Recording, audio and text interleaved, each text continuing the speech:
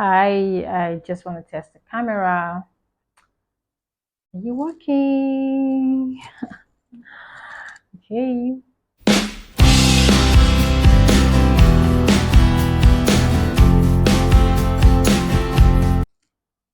So I started off as a TV presenter.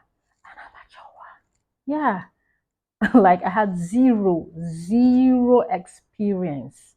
So I learned on the job, but and the hard way. I learned the hard way. So guys, I'm going to tell you a story. This video is for anyone who is looking forward to starting their content creation journey, whether it's as an online um, an on-air personality or an online platform like maybe a YouTube. You want to become a YouTuber, or you want to start your podcast, or you're aspiring to be a TV presenter, whichever one it is. Today, this story I'm going to share with you is going to help motivate you into taking that decision, that action.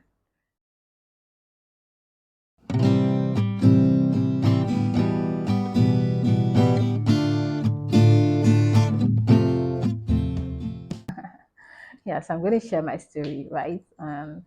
How I started, how I got to become a TV presenter, and how I eventually, got to the point where I am today.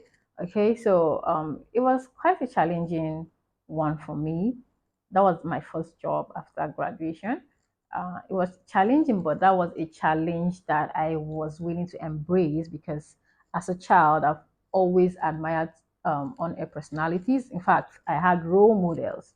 My dad was very old school, so he was always watching news, and we didn't have a choice. Sometimes we just had to like sit with him and watch news, and so I had a lot of role models there. And one of them was Siri Stoba. I don't know. I just like the way he would just come, he comes on set and he takes charge, like he just sits down. My name is Siri Stoba. You're welcome to Newsline. And today on Headline News, it's like God, I love this. Like it wasn't just the one, like there were a lot of them then that I really admired. And I was like, I would like to be a TV presenter. Even though I was a science student, my dad really wanted me to be, you know, an engineer, computer scientist, and all of that. But I know I've always wanted arts, right? So, but anyway, to cut the long story short, I finally got the opportunity to be a TV presenter after graduation, immediately after graduation. That was my first job.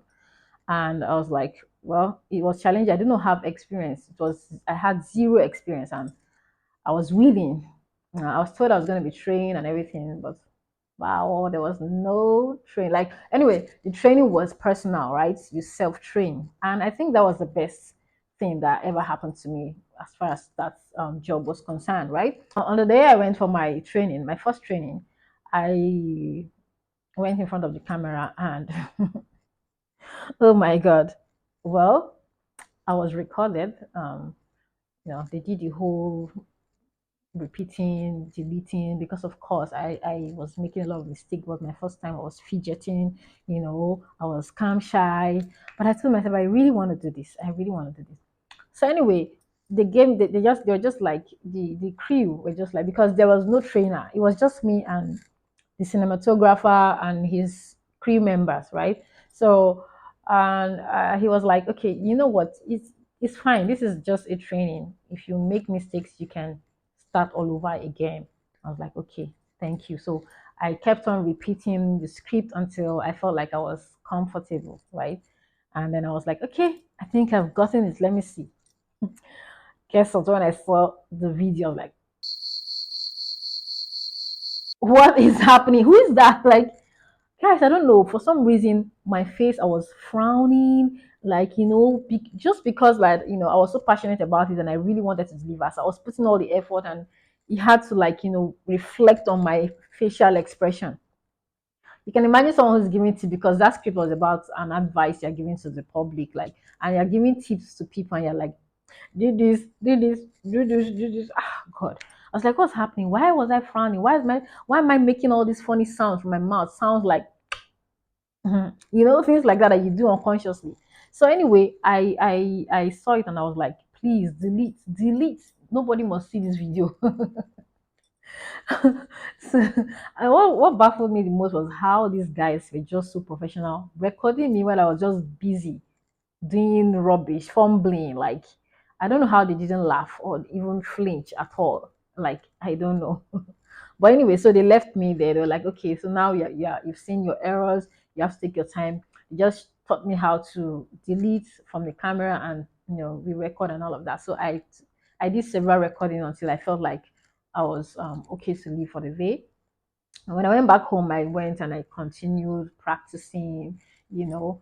And so I was so determined. I was so determined because guess what? There's always a review at every Wednesday in the office. There's always a review of um the videos, the trainings of trainees, right? Like me then. So I was really determined to come out well, to get good reports, to get good reviews, right? So I continued. I went home. I had to go in front of the camera, my phone camera, recorded myself. I had to go on YouTube to watch my models, my role models, that are pretty online personality, on air personality. I mean, and so I just was just making corrections, making a conscious effort to delete all of those things that I was doing unconsciously, right? So and then I when I go back to the office, even before it's time for training, I just go to the studio and I start. So I was so determined, and guess what? In 3 days, guys, 3 days, I became good. I'm not gonna say perfect, but I became good. And the review was done, and guess what? I mean, like when they were calling names, like for each unit and everything, my heart was just like. But guess what? I came out the best out of all the trainees that were under presenting TV presenting training. Like I was like, Yes! so, well, that was the beginning of my success story, right? I did so well that I was, they kept pushing me. I went to I moved on to different stages of TV presenting. I started casting news, creating documentary voiceovers and all of that. And of course, when you're good at something, you keep getting promoted, and sometimes you don't really last in that role. So that was how I enjoyed being a TV presenter, but I never really lasted in the role, right? So I I moved on to other units, other departments that were senior roles actually, and so the pay was definitely better. So of course, this was my career growing. So I just had to kiss my presenting career goodbye. But I was not away. I was still in the media, so it was fine. What I was doing then, I started training people, and when I started training, I started telling my trainees that the best way to learn how to be in front of your camera is to record yourself, right? And record yourself, then watch it and spot out your errors, and then make a conscious effort to delete those errors. And also you have to keep going back to watch professionals, your role models, and all of that. Then you have to keep practicing in front of the mirror. So the best way to learn how to be in front of the camera is self-training. Actually, is self-training. You learn everything, then you go back to do your research. You learn about poise, learn about charisma, learn about attitudes, learn about facial expressions, learn about intonation. There's a lot, and guess what? It's actually fun learning on the job, especially when you self train. So that's my tip for you today, and that's my story for you today. It's a very short one, but I hope that you learned something from this story. So if you are a content creator or you're an aspiring TV presenter and you have this challenge of being in front of the camera, I hope this has taught you something today. So you can self train. That is the best way. Self train. It makes you confident. And once you're able to do that, I think you're able to I mean, YouTubers. I mean,